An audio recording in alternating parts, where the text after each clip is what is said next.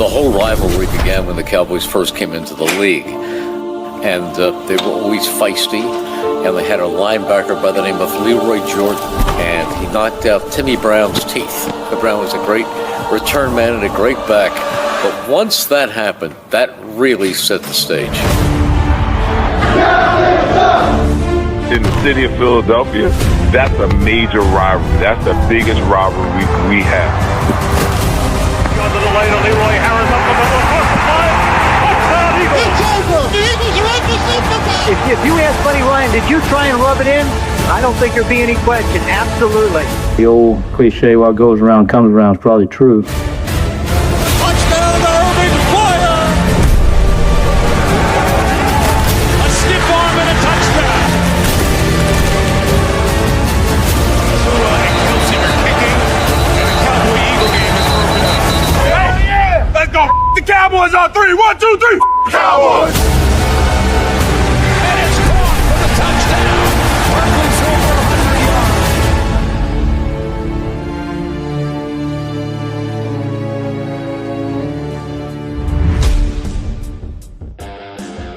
We welcome you to the Eagles pregame show brought to you by SeatGeek. Ben Goldstein alongside Matt Brown for Game 1 of the 2025 NFL season, where the reigning, defending, the Eagles don't say that, but we're going to say it, Super Bowl 59 champion Philadelphia Eagles take on the Dallas Cowboys, who have not been able to hold that title since I don't even know. It's been since cassette tapes we're watching the Super Bowl games on. We welcome you into the show. Thank you to SeatGeek for sponsoring the show. Matt, how are we? Oh my God, dude, that Merrill Reese video just fired me. Like I've been fired up all day, but that video just got me going, man. Oh my God. While we were also watching that before we were going live, I got NBC on in front of me. You guys can't see that, but they're showing like all the nasty stuff from over the years and all the great matchups. And man, what are we, an hour away? I am hyped. Now it's really setting in right now. The football's back. Eagles are back, and I'm just so excited for week 1 to get underway. It's funny. It's setting in for you that this game is starting. It still hasn't set in to me that the Eagles are Super Bowl champions. Like, It is still surreal that we are saying that, but the Eagles have flushed it. We're going to flush it. It's game 1 of the 2025 season. And, I mean, let's talk about this Eagles-Cowboys rivalry. It has been a thing forever. And, we hate Dallas. They're not sure why we hate them, but this is the first time in a long time that the Eagles are playing game 1 against the Cowboys. And a new segment this year is we're doing our own Stump the Fans trivia question. We got our trivia question. We're going to save the answer for the end of the show. When was the last time the Eagles and Cowboys met to start a season? It has been a while. It's been kind of floating around a little bit. So if you have that answer, keep it in, and we'll answer that question later in the show. I think Matt's got the answer. I know I got a good feeling. I'm pretty sure about what game that would be or what year. That's to say. Yeah, that's certainly an iconic game, and so many iconic Eagles Cowboys games. And it seems like every time these two teams play, there's an injury on one side of the ball. Either Dak Prescott's out or Jalen Hurts is out, and we haven't gotten a good Jalen Hurts, Dak Prescott game in a while. And we could be getting that tonight, finally. No, yeah, that's 100% true. And it's funny. That's like the number one thing I've been hearing. Like Cowboys fans every year, I've been seeing all offseason when this game got announced that we finally get the Eagles at their best and at our best, and we're going to show them that we're the best team. I also see some Cowboys fans that still think they're winning the Super Bowl this year. So sometimes you can't really rely on them. But we'll see tonight. I'm really excited to get going. Not only just the show, but just the season overall. Like you said, this season is a whole different ball game. Last season is done. They're not even going to watch that banner tonight, and they shouldn't be. I'm glad they're not. Tonight is a brand new season, and it starts tonight in Lincoln Financial Field. It sure does. Let's get to that right now, and it's banner night at Lincoln Financial Field. The banner's up. The black tarp is covering it. They're showing off the two. They got two different banners. They got the one with all of them at the top of the stadium, and then also over near where I believe the flag is and where the wind turbines used to be, there it was this little Super Bowl 52 champs plaque or banner. Now they'll have 52 and 59 together. which is just it's just a great sight to see. However, Nick Sirianni was asked earlier this week a question just about Banner Night and how they will receive it and some other things. This is what he had to say to that question. Booed the Eagles at halftime because they weren't happy with the way things were going, albeit it was Banner Night. How do you feel about the fact that even though it is Banner Night for you guys, the fans will still have the standard of performing and winning at a high level? Yeah, I didn't know it was Banner Night. We won't be out for that. All right, last one, guys. All right, I appreciate the honesty, but how in the world did he not even know it was Banner Night? It is the most in every single sport. After you win something, you raise the banner the very first game of the home game of the year. Like, this is just common sense, Miss Nick Sirianni. I do think he's playing it off. I think he knew it was. I think he knew they raised the banner. I think that's just coach talk for we don't care about that. And he basically said we're not doing it. So I assume that they're not even going to mention it. They're going right in that locker room and caring about what's important, and that's winning tonight. But yeah, I think that's just the hidden motivational side of Sirianni really talking about that. Didn't know it was Banner Night because he definitely knew.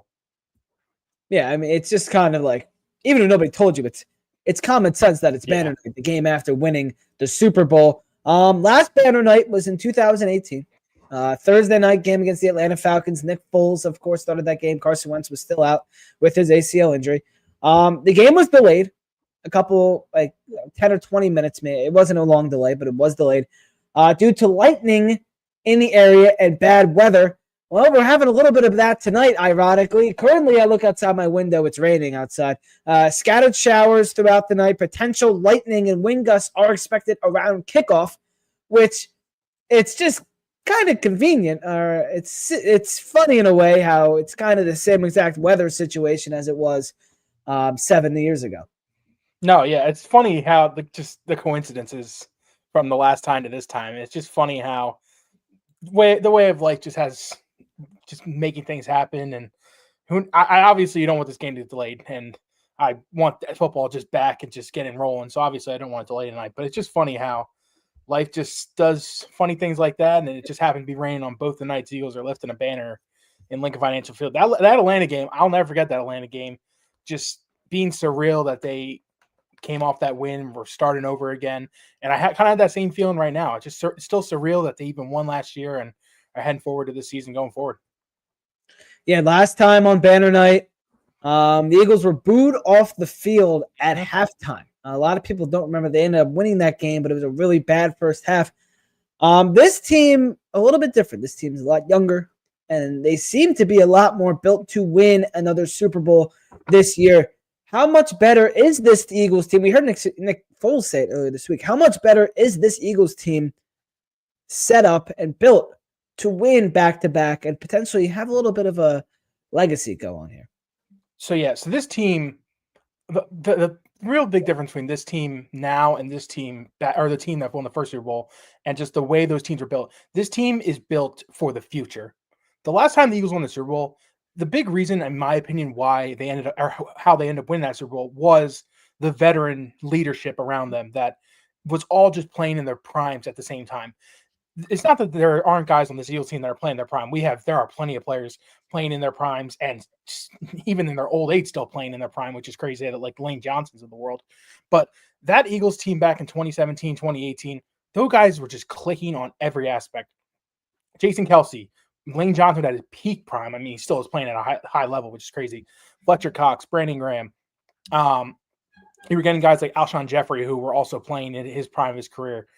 Carson Wentz, that was technically considered his prime of his career at 25, 26. That age is you were just getting the prime of those guys, and it was just such a tiny moment for veterans to be leading that squad. Right now, you have the mix of not only the veterans that are in their prime, but you are just set up with draft picks and now young stars who are on rookie deals. And this team is just built like a modern day dynasty. How you need to do it. You need to find veterans that can be great for you, that can lead the team. You need to find the 1 in a million draft pieces that can help you prolong and then sign those guys to extensions and then just keep that process going. And then you just had to build assets. And Howie Roseman has done such a great job with this team. He's done a great job with every single team I think he's built, from all the way back when he started as GM after Chip Kelly was gone and all the way to today and the years and years and years that he's going to keep going. But this team right now has what it takes to be a dynasty. They have what it takes to not only win this year, next year, probably the year after, and the year after that. They really realistically have a chance of a Super Bowl window for the next 4 more seasons, in my opinion, because around that time is when you're going to see the decline of probably Saquon Barkley, possibly the decline of Jalen Hurts. Maybe not. We'll see how long Jalen plays. Guys like A.J. Brown start hitting that second half of his career, and more guys like that. You're going to start losing offensive linemen like Lane Johnson. The Jordan Mailata is getting the second half of his career. So after that is when you're really going to probably start to see either a retool, rebuild. We'll know down the line, obviously. We can't predict that today, but this team right now is such a great mix of veteran leadership, veteran players, rookie players, young talent, and just so much to look forward to. It's crazy. I want to just keep going years and years down the line just to see how far this team can go, because I think this team could win 3-4 Super Bowls. It's crazy to say, but they could. But you need to just take it one game at a time, and this is what that team's really good at doing. They just take one game at a time. They don't look ahead. They focus on what's in front of them, and they're starting to do the same thing tonight when they take on the Cowboys. Yeah, it all starts at the top, and looking at the other team on the other side, they the top of their organization, quite the buffoon, I'll say. Let's talk about the 2025 Dallas Cowboys. We've talked a lot about the 2025 Eagles over the last couple months, but Dallas is the premier team in the National Football League. They're the golden standard when you really America's look at the team. Yeah, America's team. Not so much the last year and this year. They're 7-10 last year. However, they have a new head coach. Brian Stottenheimer was promoted from offensive coordinator to head coach this year, and they have a new defensive coordinator as well, Matt Eberflus. I hope I said that last name right. Former Bears head coach, got fired, now is with the Dallas Cowboys.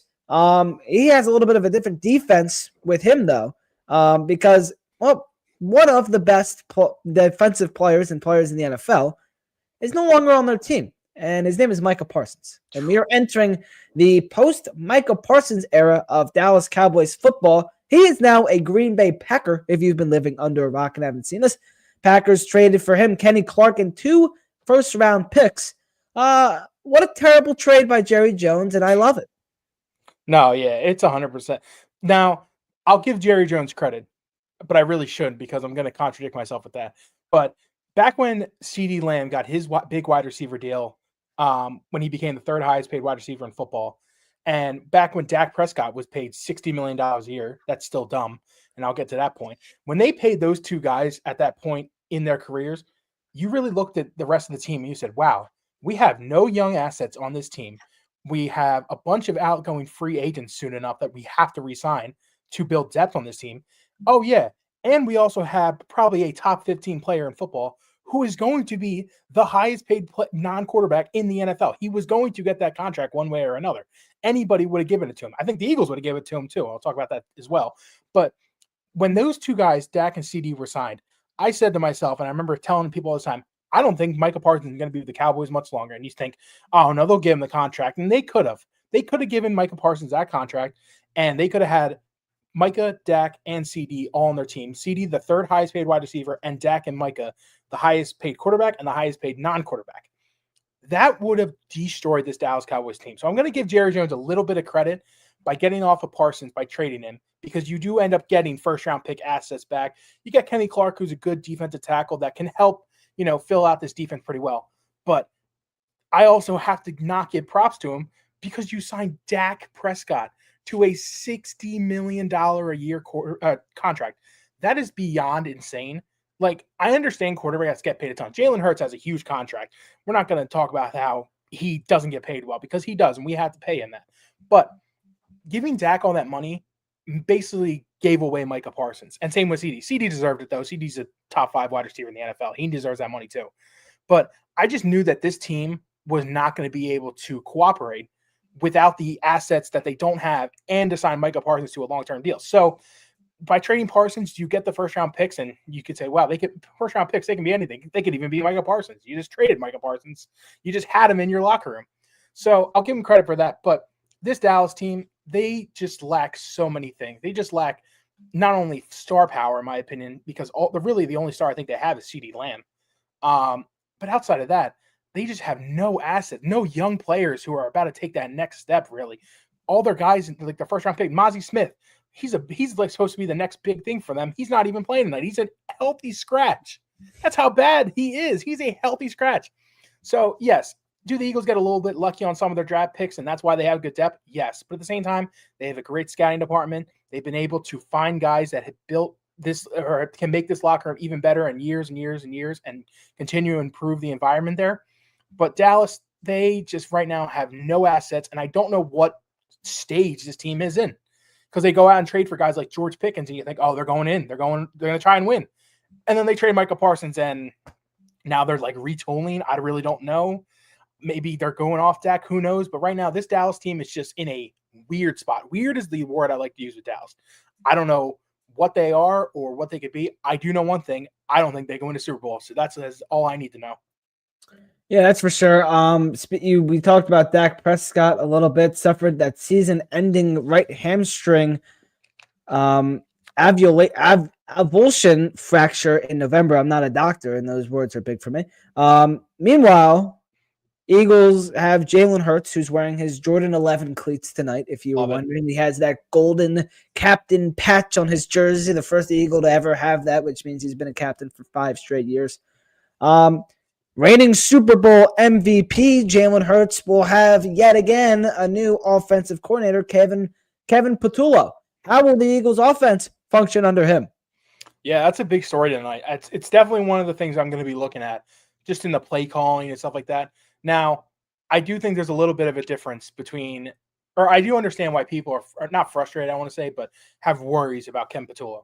And that's what happened back in 2023. You remember Brian Johnson, Ben? I'm sure you do. Oh, we remember. Oh, we remember. That was a very rough time. Both coordinators, Sean Desai and Brian Johnson. It just felt like those coordinators were just losing the Eagles' offense and defense. They were just losing the team as a whole. And because of that, you just weren't able to get anything working. And I understand losing Helen Moore, the guy who you just won you a Super Bowl, it's a tough thing to deal with.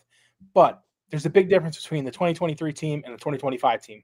And that guy's name is Saquon Barkley. Saquon helps you out so much. And not only that, I think this offense has the Super Bowl loss and the 2023 season, that affected them a lot. It affected them in a good way, and it made them hungrier and made them want to come out and have a great season like last season. And I think they realize how great they can be. But having guys like Saquon Barkley and having veterans that know how to win now, like they got that chip off their shoulder. They've won the game. That was always the thing. They had to win the game, and they finally did that and got out that chip. So it's not that they're going to take it easy and just, settle into the dust. They want to keep winning. I get it. But that's going to help Ken Patullo a lot. It's going to help with these veterans that are going to ease him in. You have a safety blanket, like I mentioned, in Saquon Barkley. Use him. I really think Saquon is going to get leaned on a little bit, not only tonight, but the first couple weeks, because you just really, what you're getting with Saquon. You know that you can run him down people's throats and that he's going to dominate. So I honestly think for the first couple weeks, you're going to see that. I think Patullo, that's a good thing to do. And if we're being honest, he needs to get the ball in his 2 other big options on offense, A.J. Brown and Devontae Smith. If he can force the ball, not just force, but if he can get the ball in those hands of A.J. and Smitty, you can make things happen. And in that scenario, I think that's how he really eases into the season, because I think once Patullo gets going, it'll just be like a walk in the park. Just, riding a bike and learn how to ride a bike again and just getting this offense going for another great year. Yeah, and it's not just Saquon. They also have another guy, A.J. Dillon, back there. So they got 2 Quadzillas back in their running back room. And another new thing for the Eagles is they got a bit of a new-looking defense this year. Still got the mastermind, Vic Fangio, up in the box calling out the defense and everything. However, you lost Milton Williams, Josh Sweat, Oren Burks, C.J. Gardner-Johnson, and Darius Slay all in this offseason.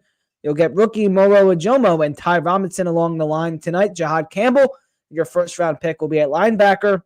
And rookie safety Angie Makuba is likely to replace C.J. Gardner-Johnson. And as of some stuff that's coming out from Lincoln Financial Field, he is lining up with Reed Blankenship with the starters at safety. So it looks like Angie Makuba will make a start tonight.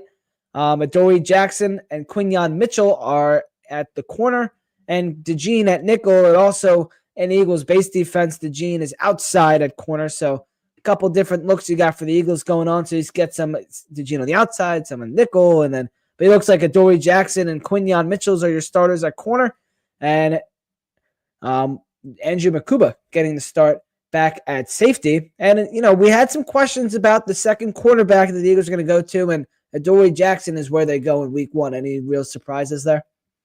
No, not really, especially after hearing the news the last couple of days that it felt like it was going to be Adoree. A little shocked that Makuba's starting. I did think it was going to be Sidney Brown, but I'm glad Makuba's starting. I think throwing him out there, he's got a great partner next to him in Reed and some really good secondary players. Like you mentioned with all the new guys that are coming in, it's probably my number one concern is this defense. And it's a concern, but it also could end up being not a concern in honestly one game. The concern really is for me, we're just assuming that these guys that are supposed to be the depth guys for the Eagles are just going to take that step. And I'm not saying they can't. I'm not saying that Jalix Hunt and Moro Ojomo and Jahad Campbell and Andrew Makuba can't take that step and become superstars, because they can. They 100% could. I especially am a high believer in Moro Ojomo. I love that guy. I think he's going to be a stud this year. Breakout player. I don't know if we're doing breakout players today, but that's mine for this season. But it's very tough because you got a lot of guaranteed things last year. You were guaranteeing almost 10 sacks from Josh Sweat. You were guaranteed 8 sacks from Milton Williams and a ton of tackles at the defensive tackle position. CJ Gardner-Johnson, it's funny. He was like pretty good when he was on the Saints and with Detroit, but whenever he came to the Eagles, he just had that spark, man. He was such a great player for this team. And you're just assuming that the guys that you have replacing them this year are just going to be great. And I'm not saying they're not. They could 100% be great. But it's a tough thing to finally get starting time. You're just throwing Moro Ojomo out there and Jalix Hunt into starting role and saying, you got to go do it. It's your time, and they got to step up to the challenge. I think with Vic Fangio, he's a great defensive coordinator. He's the guy that you want in this situation to help lead this next team into the future, and this next defense into the future. So while it is a concern, I can see this going well for them.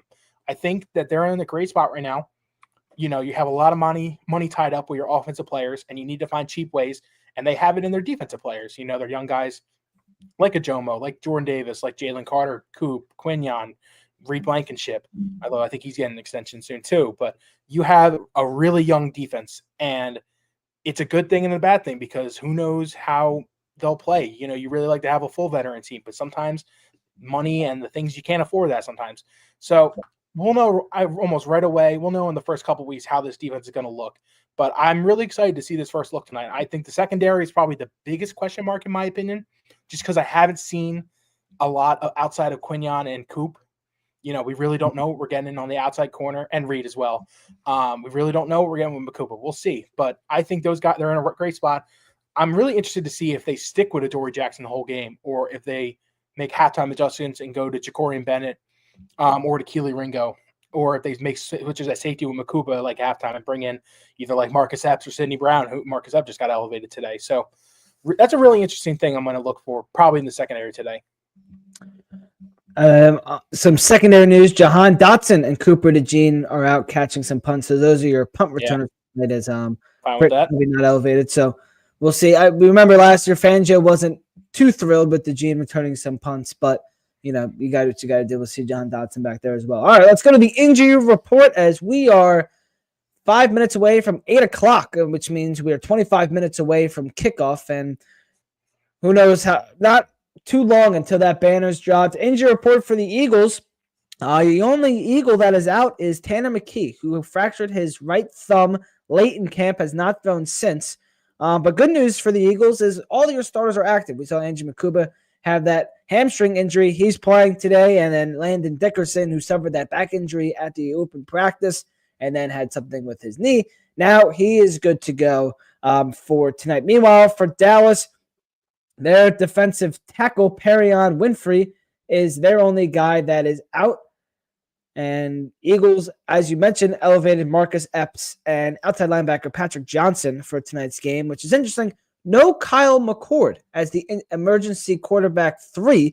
Of course, no McKee, so Sam Howell is your backup tonight for Jalen, but you don't have McCord, so God forbid something were to happen, your third-string quarterback might have to be Saquon Barkley.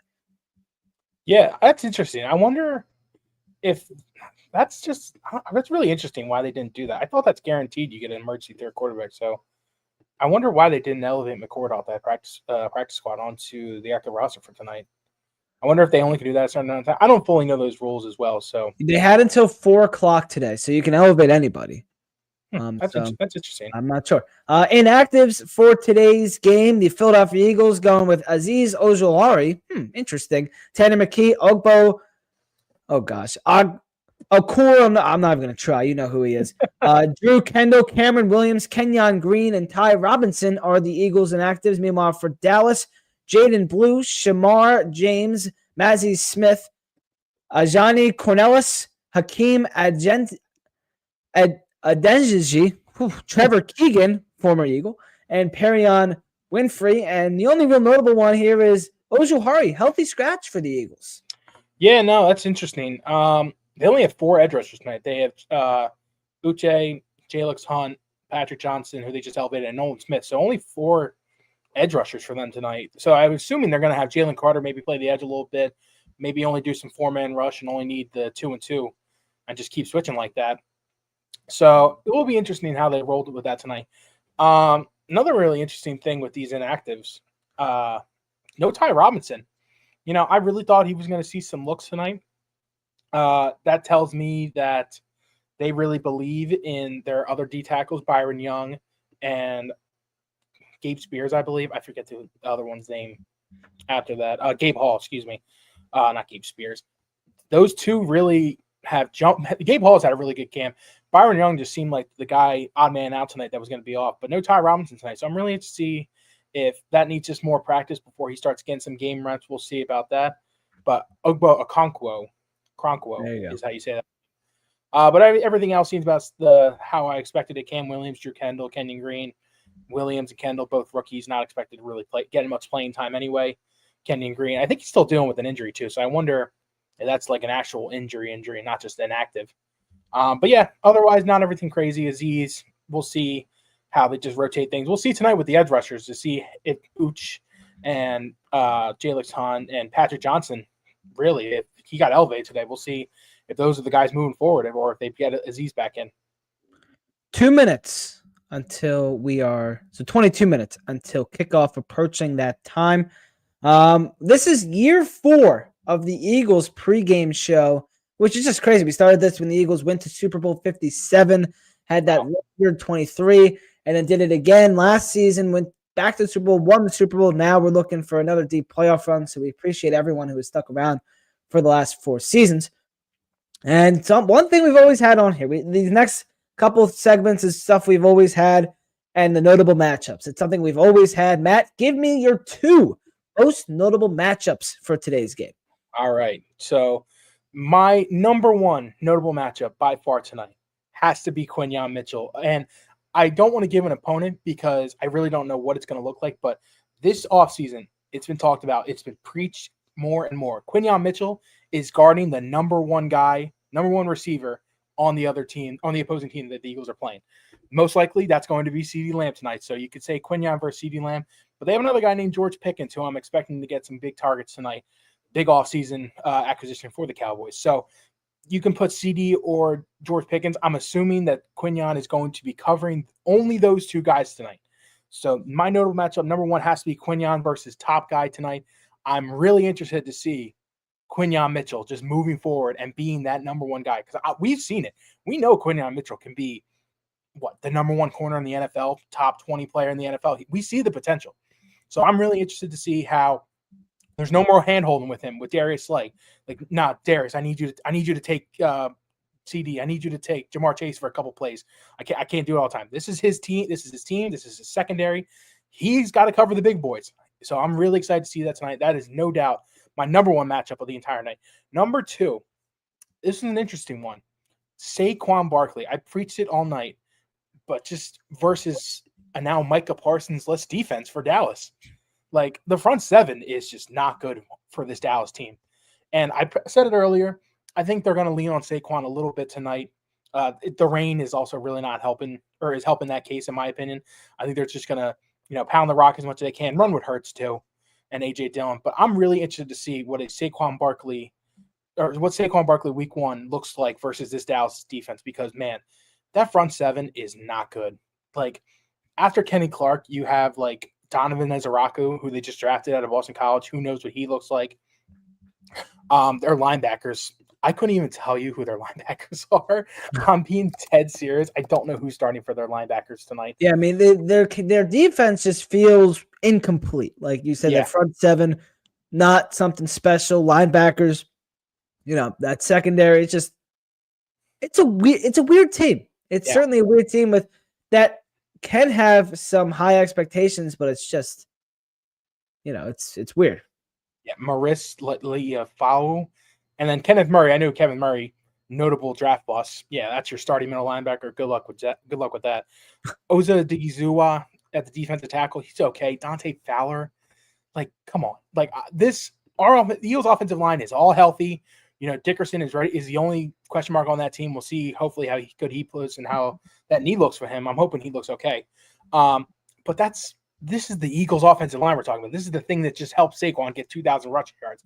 I am ready to see Saquon Barkley, take a big run or two tonight and just ground and pound all night with this rain.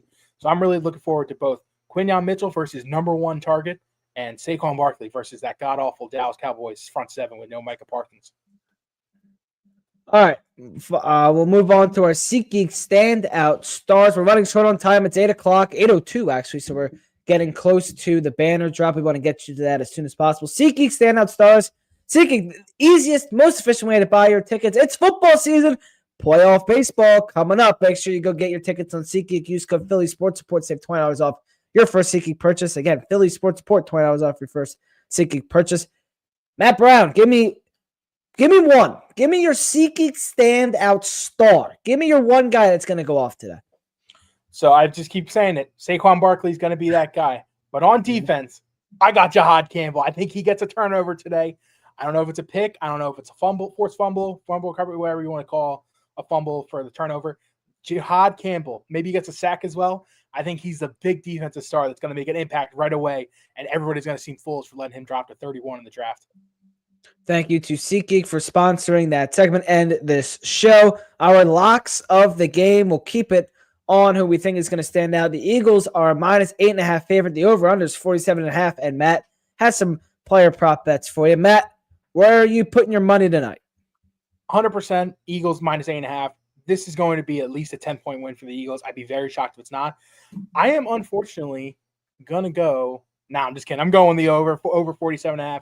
I think the Eagles score a couple touchdowns tonight. The rain kind of gets me iffy on that, but I think they're still going to hit that over. Prop bets tonight, though. I think Saquon Barkley, 100%, going to get in tonight. I think A.J. Brown is at least catching 6 balls. And I also think Jalen Hurts throws 2 touchdowns, one to Dallas Goedert and A.J. Brown. I'm not guaranteeing those are the 2 guys. That's who I think it would be. I think Dallas Goedert does get a touchdown tonight, though. And he gets a really good start. I'm hoping he stays healthy this year. That's another guy we really haven't talked about. With Dallas Goedert, contract year, stays a little healthy, maybe earns himself some money this offseason. But yeah, that's how I think tonight's going to go. Guarantee, though, Ben, Saquon Barkley is getting in that end zone tonight. They got to make it up for not getting him in the end zone for the Super Bowl. And I mean, it's always seems to be a gimme, and especially with everything that was talked about this last offseason. I mean, Jalen Hurts anytime touchdown just. Oh my God, push! I think every single episode last year, Sam put money on the Eagles anytime Jalen Hurts anytime touchdown and hit. Not that bad. All right, our trivia question answer. The question was the last time the Eagles and Cowboys opened a season against each other. Matt. The pickle juice game. The pickle juice game is correct. Pickle juice game at Dallas, September 3rd, 2000. The Eagles won 41-14. The outdoor temperature was recorded at a high of 109 degrees. Field temperature was as high as 130 degrees. Deuce Staley rushed for 201 yards that game. A legendary game for the Eagles as they began their 4 or 5 straight years of winning the NFC East and never winning a Super Bowl. So, really great stuff there. All right, our Foco Fit Check. Thank you to Foco for sponsoring this segment. Real fans, they need the best gear. Foco, they got it. Matt, what are we rocking with tonight? Got my nice old Eagles gray throwback shirt and got the Doug Peterson look with the visor. Loving this fit tonight. Yeah, I'm going with the Super Bowl MVP. I got the black Jalen Hurts jersey on. Nice. I'm big on the black jerseys. I don't love how they don't wear them as much anymore. But Kelly Green is Kelly Green, so you got to make some substitutions. Thank you to Foco for sponsoring that. And now our keys to the game, Matt. How are the Eagles going to win this game tonight? Big thing. They did it last season. I want to see them do it again. Keep the offense on the field. You saw it last year in games like against the Pittsburgh Steelers where they had 10, 12-minute drives. I want to see that again. This Dallas team is not good. As much as I love big 75-yard runs like Saquon had in the playoffs last year, what wins games is destroying defenses and keeping the ball in your hands. Time of possession, they need to dominate that tonight. And the other one, in my opinion, the biggest one, they need to get the feel of hitting back. They did not play in the preseason, not one bit, not one starter. That's okay. They just won a Super Bowl doing that strategy, so I'm okay with it. But you saw how last season started. They started 2-2. The sky was falling. Everybody was injured. Oh, my God, this Eagles team is not going to go anywhere. You just got to get that feeling going because the Eagles have a really tough stretch. Got Kansas City next week, the Rams after. They got some tough games to start the year. Just want to get that feeling going and just make it feel like you're hitting mid-season football time. So that's the big thing for them tonight, in my opinion. All right. Let's go to our predictions. And, well, look at Lincoln Financial Field right now, and look how beautiful that is. 2 huge Lombardis out on the field. And, I mean, if they don't win tonight, I don't know what is going to happen. But it's going to be rough. Yeah, Eagles got to win with 2 Lombardis out on the field. All right. I'm going Eagles here all the way. I've been saying this score for months, I think. Eagles 31, Dallas 10. I think the Eagles get off to a hot start, score on their first drive. It's going to be a Jalen Hurts push to start off the game, and then they just carry it the whole way. Dallas gets in the end zone only one time. Eagles 31, Cowboys 10. Eagles start off 1-0 in emphatic fashion. I have the Eagles winning as well. I have them winning 34-17. I think that they dominate this game for the most part. I think they are up 31-10. That's what I feel like the real end score. Like the 40-6 is the real end score. 31-10 is the real end score. Dallas gets a late touchdown. We get a late field goal, blah, blah, this, blah, blah, that. 34-17. Eagles winning, getting a week 1 W in front of the fans on Banner Night, in front of Jerry, who I see on the TV right now. I hope Jerry cries his eyes out tonight at some point. I'm ready to go.